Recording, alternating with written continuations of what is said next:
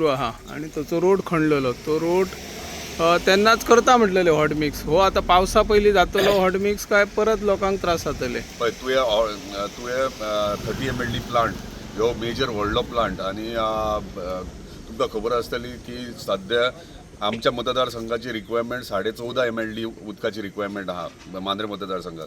पूण आमी ह्यो 30 mld हाडला म्हणजे डबल हाडला. कित्याक डबल हाडला? फुडलीं 20 वर्सां आमच्या जनतेक त्रास जावंक जायना म्हणून. आतां ह्यो प्लांट करता आसतना मोठी पायपलायन घालची पडटा. आतां बारीक पायपलायनीन इशू काय जायना, थंयच्या थंय रिइन्स्टेट करून ते काम करूं येता. पूण आतां कितें जालें 30 mld व्हडले पायप घालचे पडटा.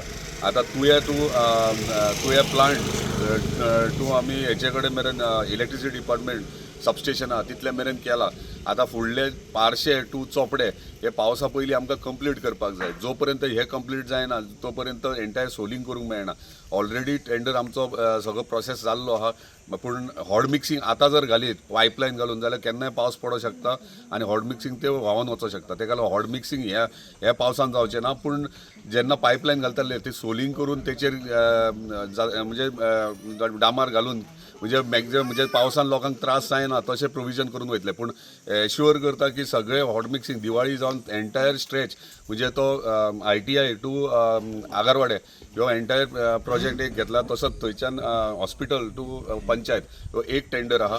ऑलरेडी जाल्लो आहा टेंडर प्रोसेस सगळो आनी कामूय सुरवात दिवाळी कडेन जातलें. तो प्रोजेक्ट केन्ना जातलो ओपनिंग असो तुमकां प्रोजेक्ट टेंटेटिव्ह डेट तेंच्यांनी डिसेंबर एंड डिसेंबर दिला कॉन्ट्रॅक्टराक. डिसेंबर मेरेन तो कंप्लीट जावपाकूच जाय. Yes thank you. नमस्कार.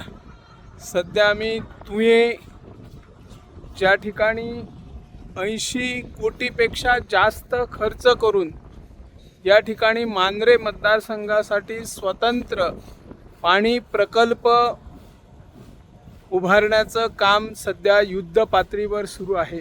आणि हा पाणी प्रकल्प सुरू झाल्यानंतर मांद्रे मतदारसंघातील पाण्याची जी समस्या आहे ती समस्या सुटणार आहे. मांद्रे मतदारसंघासाठी एकूण 14 MLD पेक्षा जास्त पाण्याची क्षमता आवश्यकता आहे. तरीही स्थानिक आमदार जित आरोलकर यांनी प्रयत्न करून या ठिकाणी 30 MLDचा पाणी प्रकल्प उभारण्यासाठी सरकार दरबारी प्रयत्न केले. तत्कालीन सार्वजनिक बांधकाम मंत्री निलेश काब्राल, मुख्यमंत्री डॉक्टर प्रमोद सावंत यांनी त्यांना 100% सहकार्य करत असताना हा प्रकल्पाला चालना दिलेली आहे. पाणी प्रकल्प उभारत असताना दुसऱ्या बाजूने रस्त्याचं खोदकाम करून जलवाहिनी टाकण्यासाठी तुये ITI परिसर ते पारसेपर्यंतचा रस्ता जर बघितला तर हा रस्ता अत्यंत धोकादायक स्थितीत बनलेला आहे. गेल्या नोव्हेंबर महिन्यापासून हा रस्ता खोदकाम करत असताना 100 मीटरचा रस्ता खोदल्यानंतर तो बुजवून व्यवस्थित त्याची डागडुजी केली जाईल असं कंत्राटदाराने त्यावेळी सांगितलं होतं. परंतु तसं झालं नाही. अजूनपर्यंत त्या रस्त्याचे फिलिंग झालेलं नाही, व्यवस्थित फिलिंग केलेलं नाही. हॉट मिक्स तर कधी होईल त्याचा पत्ता नाही. कदाचित हॉट मिक्स पावसाळ्यानंतर होऊ शकतोय. कारण आता पुन्हा चोपडे ते मांद्रेपर्यंत आणि काही भागात पारसे ITI ते पारसेपर्यंत जलवाहिनी टाकण्याचं काम शिल्लक असल्यामुळे हा रस्ता पुन्हा खोदकाम केलं जाईल. त्यामुळे पावसाळ्यात हे रस्ते पुन्हा एकदा धोकादायक स्थितीत बनणार आहे. सार्वजनिक बांधकाम खाते कशा पद्धतीने रस्त्याची विल्हेवाट लावत आहेत आणि धोकादायक बनवत आहे याकडे सार्वजनिक बांधकाम खात्यांच्या अधिकाऱ्यांचं दुर्लक्ष झाल्यामुळे कोणताही विभाग येतो आणि केव्हाही रस्ते खोदकाम करत असतो.